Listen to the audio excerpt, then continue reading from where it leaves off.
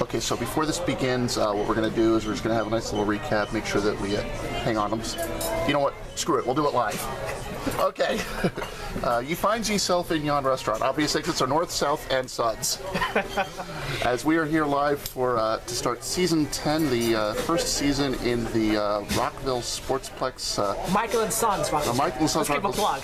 Yeah. Let's give him a plug. As on the court, sponsored by Zemmel Insurance, division of Nationwide. Now we're going overboard. Hey, look, you're the one who needs the money, not me. So. Actually, we're back here with Andy and myself, and I keep saying this, the two faces that are not made for radio or television. Which is why he's on the camera. That's exactly right. That's why I'm the one holding the camera right now, and he's not. Only the blind and deaf love us. You know what I mean? Oh, gosh. All right, here we go. Camera down here. So, yeah, let's move the camera a little so that I can actually eat while I'm here. We're gonna keep it on. We're gonna keep it on Suds, though. Yeah. Hello, Suds. We're gonna make sure your hands are on TV at all times. There you go. This was week one, official week one. After a week of friendlies last week, we finally were ready to drop the ball for real. I'd like to thank Rob and Neil for excellent job as officials. Yeah, excellent job as officials. I'd like to thank everybody who put up with the fact that I was having too much fun with the intercom, and I would like to thank all 16 teams, because I have a feeling that. While the sportsmanship points are still going to be on the table, it's going to be a moot sportsmanship point, shall we say.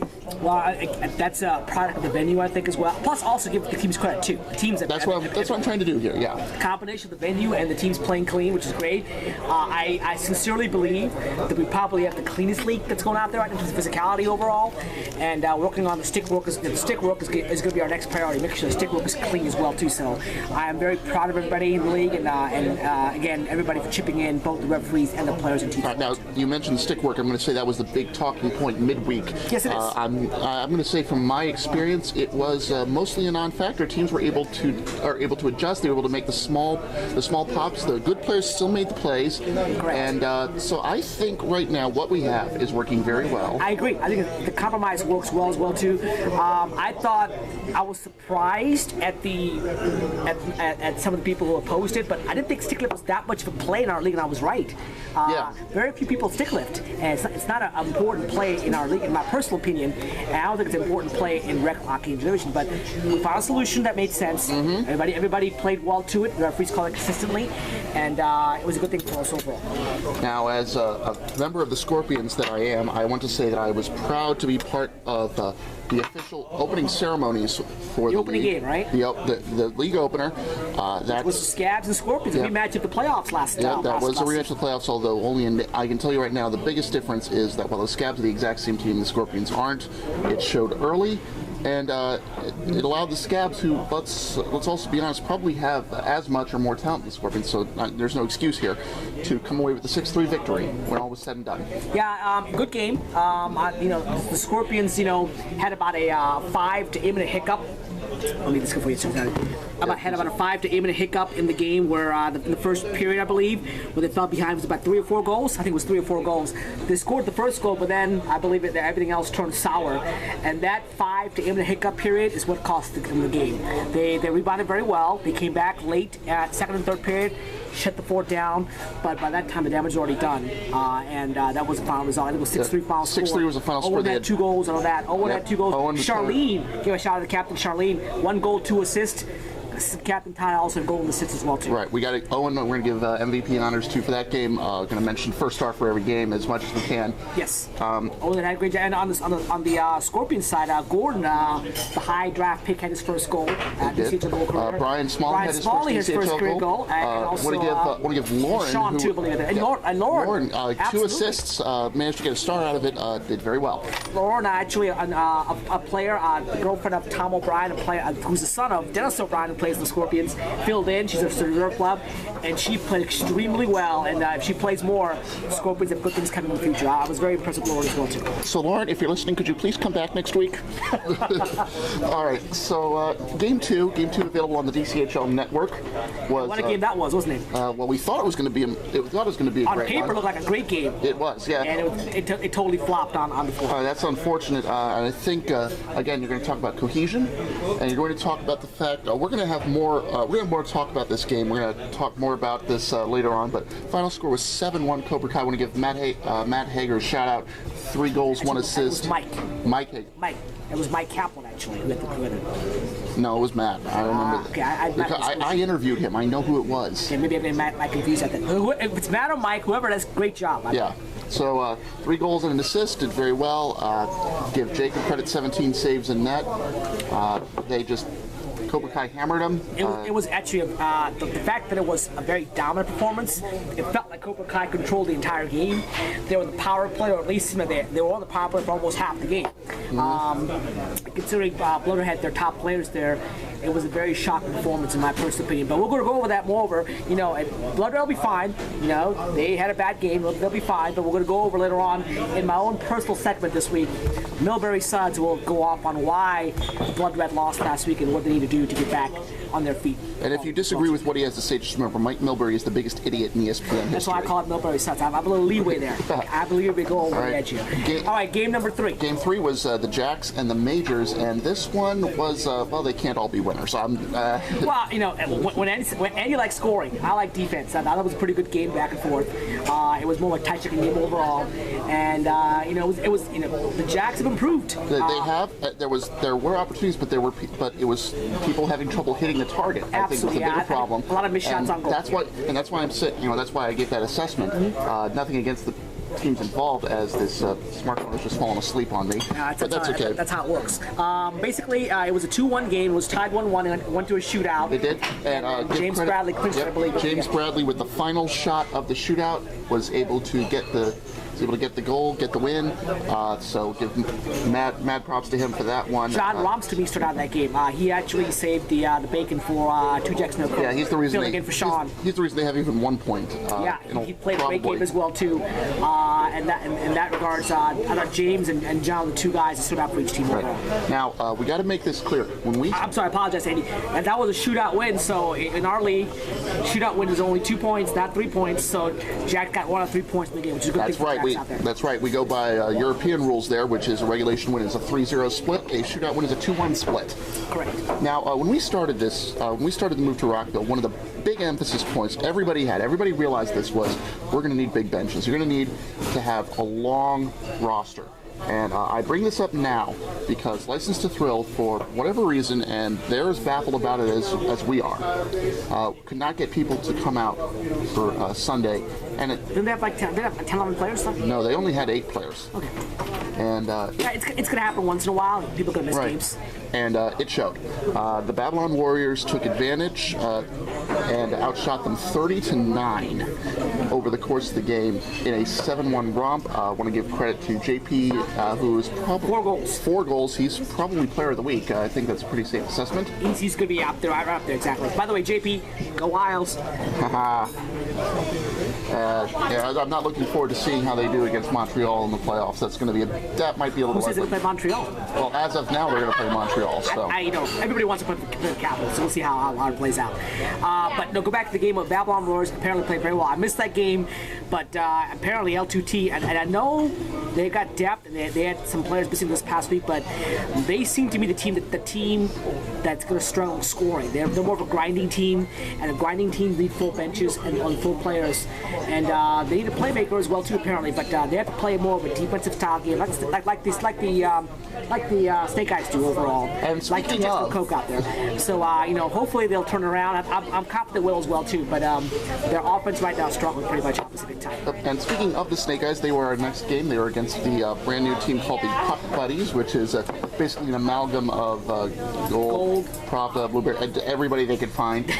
There's a long backstory to that, which would take up the majority of this podcast and leave us basically ready to murder someone, so we won't. Yes. And this is where there was some controversy, and this is going to be a talking point for this midweek. Okay. The talking point is line changes. I'm going to tell this was when it was most noticeable to me. Okay. And it might not be it might not be fair, but this was when it was most noticeable. This is when it first became an issue, which is that the Snake Eyes in particular were very relaxed in getting back after a line change, especially with their style. They were just sort of, and they were ahead. Icing only, or on icing was top of your play in general? It was. It seemed to be more on icing that their players just sort of moseying on back. And to be fair, they were up for. They were ahead at the time, so they probably thought this was killing the clock. Snake Eyes were never ahead. Puck Boy was always ahead. I'm pretty sure. Yeah, I'm pretty sure 2-1 it was Snake Eyes. Puck Boy was always ahead. Well, Snake Eyes were never ahead. Well, maybe it was when they were tied then, but the point is they were. It really looked like gamesmanship to me, and this is on top of the fact that they were able to play their style of game for this game, which is, I mean this as a compliment to ugly the game up, which is to... Snake Eyes, I use the word grinding. It's maybe more politically correct. They grind. Snake Eyes are grinders. Besides Phil and Ron, they don't have that many scores, natural scores, and the only 2 goal scorers this week were Phil and Ron. Yeah, and so they got to find other guys to step up and score goals. And on defense, they are a team that will hold it, that will block you, that will frustrate you. They're space fillers. Yep. And it looked like that this was going to work. They were going to steal a point, but late goal. Late goal. Full credit to Ben, one of the players that has been recruited. I want to give him credit. He had his second goal late and was able to steal this one 3-2. So the Puck Buddies get a fully justified. They survived basically. They survived. They were missing Dale. They're missing the other good player Jake. They're missing their goalie as well too. They're missing 3 key players. Yeah. But they found a way to survive and get the point. And that's what you got to do this league. You got to survive. And I got to say, I think 3 points was justified given the way they played. I think so. And again, and give credit to the Snake Guys. They made the Puck Buddies play their style of game. And they almost got a point out of it, which is good credit as well too. Now, one quick divergent point here about lunches out there. We're gonna have one of the things that I heard from the referees' feedback this past week was we want to make sure that we have a lot more quicker lunches. When there's icing, the referees actually asked that we actually not allow lunches after icing. I talked to Rob about that. I'm gonna not go there quite yet. We're going to basically give you guys 25 seconds to make launches after icing or something. And if you don't do that, you're delay game warning and penalties be called. The bottom line is, if you go change lines, be organized, get the players on the floor, and then have the other people come off. Right. People coming on the floor should be on first, getting in position. Absolutely. And we all understand that ducking through the rabbit hole door there is not pleasant. But I mean that is the fastest way to do it, is to get the players who need to come on first. Absolutely. Because then you can start flushing the people out, and I guarantee. And I mean, we've only had one instance where the ball hit a player as he was on his way out, and I thought that was really a sort of an unfortunate call made. By the book, it's a good call. It's an understandable call, but even though we're right, we want to avoid that. So guys and gals, make sure from now on forward, stay organized the bench. If you're going to change on icing, get out there quickly out there, okay? It's your playing time. I don't want to penalize players by having them not change, and then you're going to have unbalanced playing time. But if you have to go there, we have to go there. But right now, I'm asking that the players change faster. Now, what was brought up was the idea that if one team is taking too long, just ignore them and start to play without them. But especially in the second period, that's going to be an issue because you crisscross in that second period. So if we ignore one team, that actually could lead to a benefit for that team that is dilly-dallying, because they could pull off their old hidden player trick. Well, that's why I think 25 seconds is more than enough time to get up and make a Oh, absolutely. So I mean, just get organized, guys and gals, and we'll be fine, ready to go. We'll make that rule change in the notebook later on this week. I'll send a memo about that as well too. Next game. All right, our next game was the Street Sharks against a brand new team, the Untouchables. The Untouchables, I'm going to say from first blush, they have a great goalie, and they are George. George is a great goalie, but this is a team. Thank you very much. This is a team that is new to each other, and it shows. And I do not mean that as a slam. It's going to take a while for teams to mesh together. We talked about cohesion in the first 2 games. Cohesion came through here. The Street Sharks have been playing since they were, and it seems like since they were in middle school, for crying out loud. So this is a team that is going to benefit from having better cohesion, and they were able to pull off the win. It was 3-1 was the final? I believe so, yes. And again, they're doing it the right way. When you're an expansion team, you start from the back end, goaltending and defense, and they're working on that. They do a great job on that part. And then offense will come, and again, their best players haven't been able to make it so far yet. So, they have offense hidden there. And some team some team in Rec's gonna pay the price eventually when they show up. I guarantee you that. Right. So far, no one has paid the price yet, but I like the way they're building. They're playing defense first, and they'll be just fine. I believe it was Drew had a pair of goals in that game. So the game was Drew. Yeah, a sweet shot. Gonna give him some love. Absolutely. Next game. Game 7 made up for lost time, which was the Ducks and the Chiefs. It was a rematch of the Season 8 Rec Championship of the two teams that achieved promotion in Season 8. And funny, they played the first game. How'd that ever happen? Well, you're the one with the schedule. Luck of the draw, right? He's the one who makes the schedule, not me. So great game, and it basically knew like 3 minutes of the game it's going to be a wild scoring affair. Yeah, goals were just teams like were not going back yeah, and forth. teams decided both teams were playing counterattacking. Both teams were playing strong offense. I did not see much help for the goalkeepers in this game. You know, I do like offense. I do like that, but I don't like all-star game offense. That just seems like a little much. What happened here was both teams. Now that's the Ducks style. Ducks play a wide open game. Yes. Yeah, Ducks want to have a game where they try to outscore you, and they took the lead early, and the Chiefs had to play in to catch up. The Chiefs were able to catch up, but could not. Actually, it was the other way around. The Chiefs had a big lead. Paul was on fire early on. Chiefs had a big lead. The Ducks bounced back. The Ducks came back and won the game. They were actually trying at the ending of the third period, and they scored the goals. And So the Ducks came back and won that game. Final score was 8-6. Yes. We're going to credit to there were 2 hat tricks in that game, so we got to mention both of them, which is just fair. Chris. By the way, look at this great omelet up here, and I'm working on a promotion marketing scanner to give us free food as well. Just like delicious, isn't it? Delicious, you know. And with IHOP here at Fairfax and Pickett Road, come by and enjoy a great omelet. Yep. Going to give credit for 2 people with hat tricks, Chris Callender and Luke Taylor, both with hat tricks for the Ducks. Blaze is a great team. Blaze also played very well too. He did. There was just so much scoring. It was hard to award stars. Let me tell you, I was in charge of awarding stars for this week. It was not easy in this game just because everybody had the stats to merit it. We could have given 6 or 7 in this game, to be honest. One side point about the Ducks came out there. The Ducks, maybe the Blood Red version 2. All offense, but where's the defense? Where's the goaltending? You know, and Todd was a great goaltender. He got lit up as well too. Yeah. And you know, going against Paul Feinstein, Ruben, those guys at Chiefs. Oh yeah. That's no easy task out there. But I'm concerned about the Ducks winning. If they're gonna win, they gotta find a way to get defense and goaltending out there. And they don't have it so far. Offense is there, defense is not there yet. And we saw it in the Tacoma season too. Exactly. So that same trend continues here over at Rockville. And in the nightcap, it was the NWO against the Funkmaster Redux. I'm going to say right now, Which was all defense, by the way. All it was. The NWO played fantastic defense, played ball control. This is a team that usually gets outshot by a high margin. They were the ones doing the outshooting in this game. Well, keep in mind, Bill Nardi was there today. Yeah, that might have been a difference. First debut at NWO. He's a great veteran player. Used to be in the Afterburners. Right, you might remember him. And I thought that was a key factor. And it was a good back and forth game. It was a good grinding style game overall. I think both teams could have won the game. Difference was basically a center ice shot, a seeing eye shot from Keith that eluded the goaltender, and that was the difference. 2-1, third period. 2-1, and major credit to Jordan Loftus, who was our goalkeeper of the week. 26 saves on 27 shots. I told him after the game he basically stole the 3 points. I don't think that's an unfair assessment. Now, and there you have it, all 8 games. Quick recap there. Well, sort of quick, but quicker than we normally do.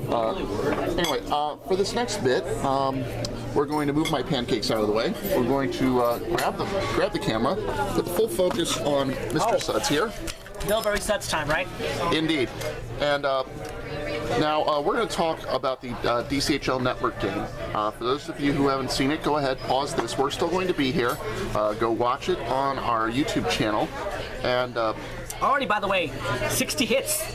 They've been posted to the entire league yet, so. That's the amazing part, folks. Yeah, it's only on the Facebook page. No one else got access to it yet, so it'll probably go over 100 hits, which is going to be probably our highest rated game so far. And what you're going to see in that game, I'm just going to do a recap like we would have last season. Cobra Kai got off to a very good start. Leanne with the first goal. They were 2-0 up late in the period. It looked like Blood Red was going to get a little momentum. There was a counter.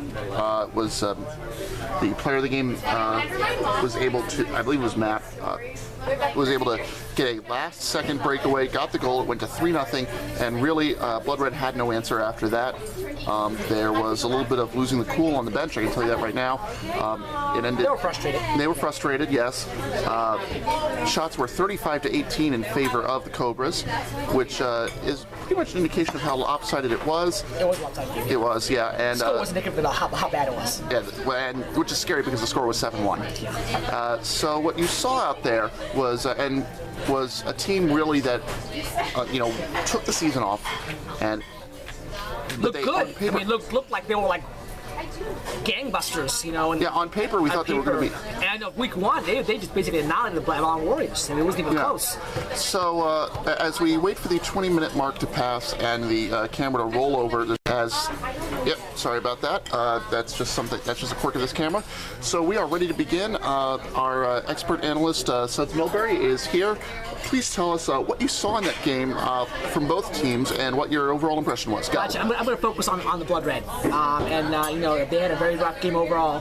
And what went wrong with Blood Red? How did it correct it out there? Let me start with this. This is a rec league. So there's a very fine balance between trying to win and trying to play every player you have, give them fair time, and also trying to develop players. Three-tiered prong. You want to win, you want to get everybody to play and have fair playing time, have fun. Also get players to get better and better, have a team concept. What I saw from Blood Red is that balance is not there. Some players want to win, some players want everybody to have fair playing time, and there's not. There are some players who are new to the league that need time to develop out there, and some players aren't very patient with that. So Red's got to find a way to make that balance work. I don't see that so far with Blood Red, and this is why they've only won one cup, despite their talent, because they need to make sacrifices as individuals and work as a team, as opposed to worry about stats, worrying about goal scoring. I see too much of that with Blood Red, honestly. The year they won the cup, about 3 or 4 seasons back out there, is when several players like Eric and Nandor and Phil made sacrifices, played defense, and that was the difference out there. That was a Blood Red team that deserved to win the cup. What I'm seeing now is the same thing I saw with Blood Red from before. Everybody wants to score goals. No one wants to play defense. Everybody wants to play up front, and two lines, and side diversion. What is this two-line stuff? Hey, I get the fact that 2 lines is ideal. It's the biggest hogwash in the world. You can have 10 players, 13 players in the world. You can make lines work. You can have 3 forward lines, have 2 defensive line back there. Forward should be running hard, should be short shifts. This 2-line stuff, to me, is well overrated out there. Yeah, two lines is a minimum. That's to me. But you don't need 15 players. If you have 13, you should have 3 forward lines and 2 defensive lines. Exactly. People don't understand the concept of how to make it out there, and people sometimes are selfish. They see the ice too long, get tired, and it's not the max effect. But to go back to Blood Red here, I think that they need to figure out where everybody fits out there. I think they do a poor job of having that balance between playing time and winning and developing players out there. They have players, in my opinion, playing out of position. Who's playing defense? Blood Red's best defender is Phil. Love Phil.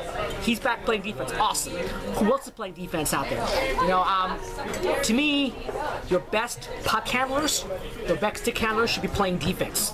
And that means I know Vicky and Ann want to play up front, but they're better off playing D for the team. Team's gonna win. Vicky and Ann's got to play back on defense, in my personal opinion. Molly and Numa, they need to be energy forwards, energy gals. They need to be up front, using energy, running around while creating havoc, forechecking. That's what they should be doing out there. And there needs to be better team chemistry and better passing. So too many one-on-one moves at Blood Red last week. Too many turnovers. They weren't moving their legs, and there was a sort of entitlement. Hey, we're Blood Red. We're here. We should win. That's not how it works in the league anymore. You gotta come out and play every week. You gotta prove it every single week out there. So I think Blood Red needs to go back and look at their team chemistry, look at and put people in position to succeed out there. Too often, players are put in position where they want to be, but it hurts the team overall. And if they want to win, they gotta change that. Otherwise, it's gonna be a team that's gonna win a lot of games and win a championship. Bottom line. Now, you bring up how they're going to win, but you have mentioned in the past that this is a rec league, and the question is, what is the goal? And like we talked about earlier, 3-prong goal out there. You want to get everybody playing equal time as well too. put them to succeed and develop players out there. I think Blood Red is not developing players, and they're not putting players to succeed out. Everybody wants to play in the hot spot, and that's you got to make personal sacrifices to play elsewhere to have the team win out there. Well, they want to do that. I don't know. It's their choice. I don't see much of that so far in Blood Red, personally. All right. Well, there's one man's rant as we go back to looking at everybody's food. But by the way, they'll be fine. They got a lot of games. They're gonna be a winning team, top 3 or 4. So they're gonna be fine. But to let change that month, they'll not win the cup. I can guarantee you that. That's an interesting assessment right there. And all right, now what we're going to do here, we talked about teams that impressed, teams that didn't impress. We're going to do something basically like that. We're going to start. I call it buy-sell. Buy-sell. Okay. Look understand. Who do you buy? Who do you sell? Excuse me. Overall, let's start with Cobra Kai. Number 1 in pro right now. Ranked number 1 based on goal difference as well too. Do you buy or do you sell Cobra Kai? Well, do you buy Cobra Kai? Do you sell it? I'm going to give them a hold because Really? we just talked about what happened with Blood Red. I think that's a game where a lot of people would have, a lot of people would have both struggled against Cobra Kai and had their way with Blood Red. The way that Blood Red was out of position, as you just mentioned, they are the champions. It's kind of hard for them to go any higher, but. As of now, I do not see. They have adjusted to the ice rink to the ice level very well. Hockey, yeah. So I think right now it's too soon to tell if this is going to continue. But they have done very well. I would hold. I would buy Cobra Kai. They didn't have the full players last week in the exhibition game out there. And their girls were just unbelievable. Their girls actually backpedal their play defense, which is rare to see out there. So their females know what they're doing out there. So when they have the females there and the core 4 or 5 guys, I buy Cobra Kai. I didn't buy them early on, but I've changed my mind. From what I've seen so far, I'm buying Cobra Kai. Let's go with the top red team. The top red team is Babylon Warriors right now. Do you buy or sell Babylon Warriors? I'm going to sell. I'm going to sell high, and it's. Nothing against Babylon Warriors, but they played a team that had a short bench, and I think the 7-1. I think the 7-1 result is not a sign of their strengths, but a sign of the depth that they had and the other team didn't have. I totally agree with you. I would sell Babylon Warriors because the result that game was more of a product of L2T not playing well, as opposed to Babylon being that good. My personal opinion out there. So I would sell Babylon Warriors right now. Now. Well, 2 more teams. Will do. You pick a pro team, I'll pick a red team. Pick a pro team, and let's do buy something. Pick a pro team. All right, let me just double check. I want to talk about the Funkmaster Redux, and I'm going to buy or sell. I'm going to give them a buy because I think they played probably the worst game they could have, and they still came away with a win because Jordan, who has been who has been in other areas, has Jordan, by the way, is a goalie. Jordan, yeah, their goalie has been today he was the one who saved them on Sunday. He was the one who saved them. They still have Keith, who is absolutely enjoying being able to hit from way out. The space rules that allow slap shots now, he's going to be able to blast them. He's going to be able to get so many goals. So you're buying? I totally buy them. Okay, I'm going to sell. I'll tell you why. First of all, I want to give Keith credit. Keith's an example of a talented star player. They're obviously their MVP, their best player, who plays defense. He chooses to play defense. Are you hearing that, players on other teams out there?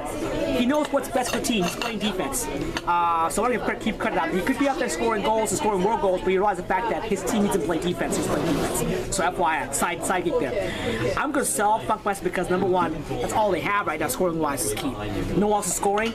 Simon Cantu, who I've loved and given love to all throughout his career out there, is about as enigmatic as number 7.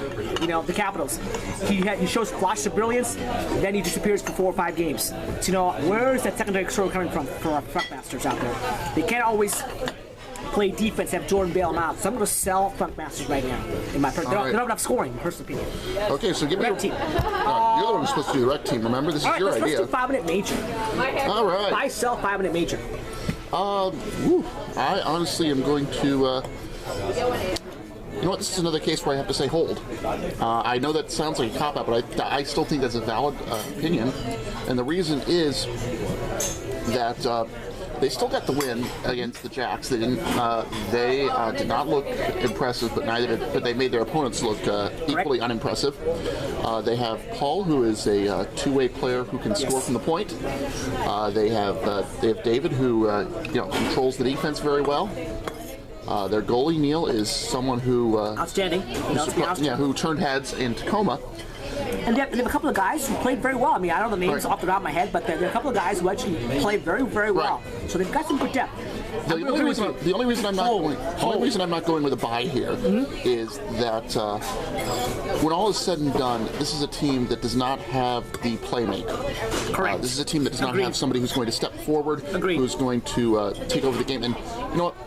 I'm going to go back to the Tacoma season. I'm going to go back to the semifinal, Majors versus Afterburners, and I'm going to say the Majors. The Majors had it in control. They had control. They were up 5-3 or whatever it was. 5-2 with about 20 minutes to go in the game, and the Afterburners had Greg Parisi, who is probably one of the most talented players we've ever had in DCHL, who said, "I'm not losing this game." And right now, the Majors don't have somebody who's going to say, "I'm not losing this game." It's also, they have two players. And CJ, I forgot CJ. Yes. CJ and Greg are the dynamic duo for the Burners overall. Excuse me. So I agree with you. You are on a buy hold. I'm on a hold sell mode because to me they don't have enough offense.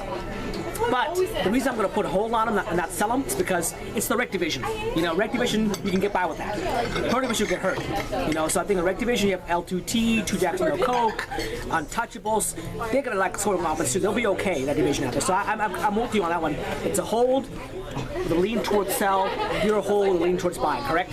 Pretty much, yeah. Okay, there you go. Our buy, sell, hold on teams from last week overall. Now we're going to go to our final segment of the day, which is going to be looking ahead to week 2 games. Exactly. All right, opening game next week is the Street Sharks and the Scabs. Street Sharks and the Scabs both 1-0. Yeah, 2 of the best teams in the rec division, by the way. Should be a great game. 2 of the teams that should fight for the DCHL Cup rec side. It's going to come down to goaltending overall. John played very well last week overall. And let's give credit to Jeff, too. Jeff House in the game as well, too. I was surprised at my main concern with the Scabs was foot speed and over at Rockville. But I was surprised at how the female players showed foot speed this past week. And that's a good thing for the Scabs. That's a lot of good things. Plus, they got enough scoring overall with Owen. With Francois, with Todd, Carlos as well too. Let's give credit to Carlos. He's been there since the beginning. He went through the rough times. Yeah, exactly. So they'll be fine. I think that should be a great game. It'll come out of goaltending overall and defense. I'll lean towards the Scabs, but it can go either way. All right. Game 2, we've got the Babylon Warriors, who come in off of a dominant win against 2 Jackson No Coke, who stand at 1 point in 5th place in the division right now. Is this, on paper, given the way that the Jacks played against the Majors in an unimpressive game, and given the way that the Warriors destroyed L2T, Warriors have to look like the favorite going in. Clearly. JP showing that he loves the new venue, had 4 goals last week. He's going to be the key player for both teams. If he can get 3 or 4 goals, easy. Warriors win. The only way Duke Jackson can win this game is if they kind of dirty it up a little bit, or they play the push and grind style game and keep it low scoring out there. They have to hold JP. If I'm 2 Jackson Coke, I'll be saying anybody but JP can score the goals and beat us.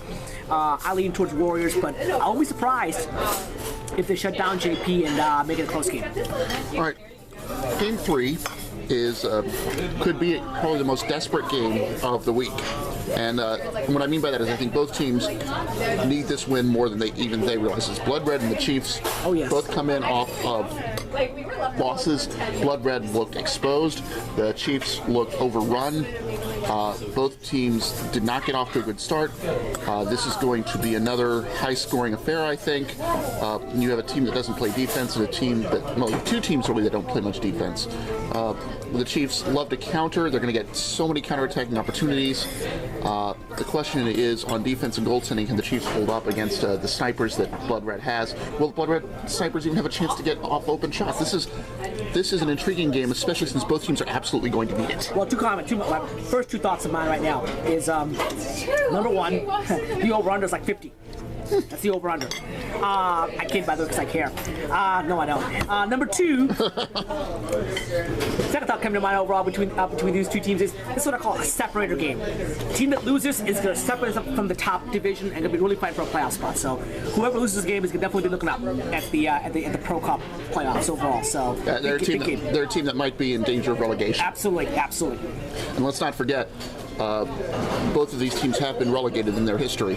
Yeah, luckily for Blood Red, they were reprieved Yes. of the strike-shortened winter season. Exactly. Let's see, Game 4 is the Snake Eyes against the NWO. These are two teams that do not play the most fan-friendly style, shall we say. And if I recall, this is also one of our two feature games, by the way. One of our two feature games. And to me, these two teams are well matched. They both play defense, they both grind it out. And this should be a low-scoring affair. So that's why I made it a feature game. It should be quite competitive. So I expect a back and forth game, nip and tuck game. Last second goal may win this game here. And just as with the other one, that's two teams coming in off a loss. So Exactly. And then another game where it's going to be separated. The loser is going to be 0-2. So very big game. all right. And now you have what I think is going to be a statement game. And both teams have a chance for a statement. Look, don't get me wrong. On one hand, you've seen Cobra Kai. This is a team that is that just put a hurting on Blood Red.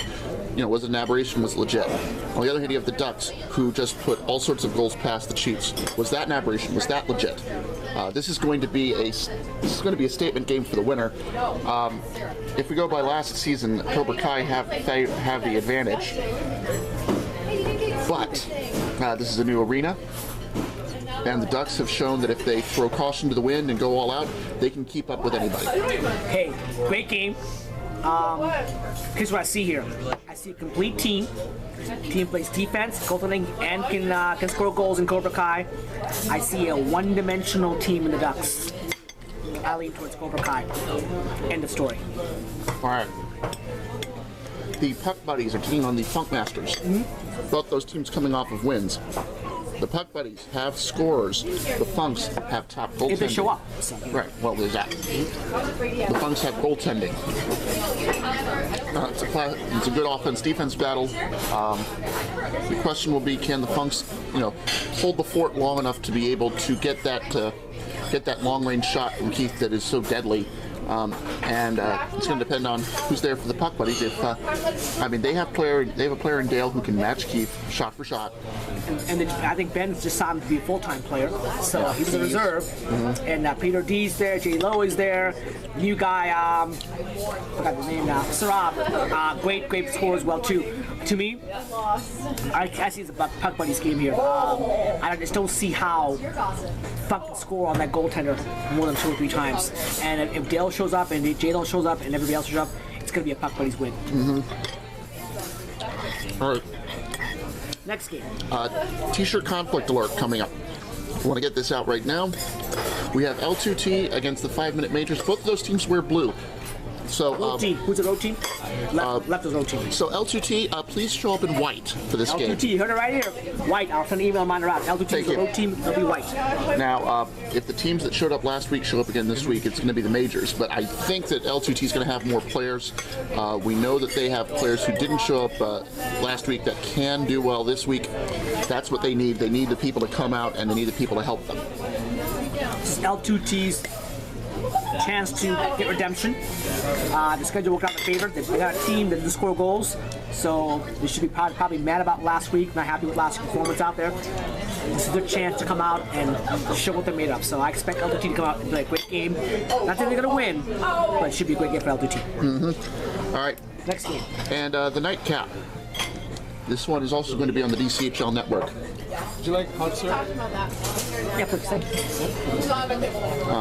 This one is going to be the Untouchables and the Scorpions, two teams coming off of losses. What we saw in the game was that both of them have issues with team chemistry to start. They're both new. They both have players that are new. This is the game that everybody looking for. This is what I call the rivalry game. It's a new rivalry. Jay left. The assistant captain left. Scorpions now starting a new team on the Untouchables out there. So this is a friendly rivalry game. Indeed. Both teams better win this game pretty badly. And I think the difference is going to be, though, that the Scorpions do have players that have played together, even if it's not the whole team. The Untouchables don't. That cohesion that we saw in that team chemistry issue, I think, will be the difference in that one. I think that's the best chance. All I can say is, if Greg D'Amico shows up and Fabian shows up, I'm picking UT. Not Japanese. I'll tell you right now, if they show up, to me, UT wins the first game. If they don't show up, you lean towards the Scorpions. All right.